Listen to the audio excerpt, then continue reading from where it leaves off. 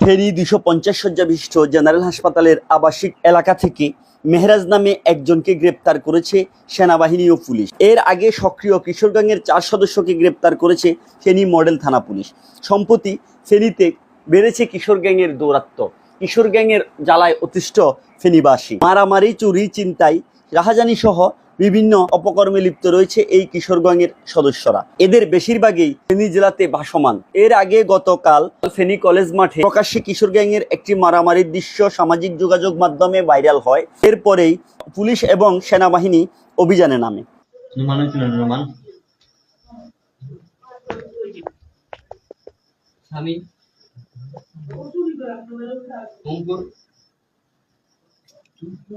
কথা বলো, তুমি কথা যদি না বলো তাহলে সময় লাগবে।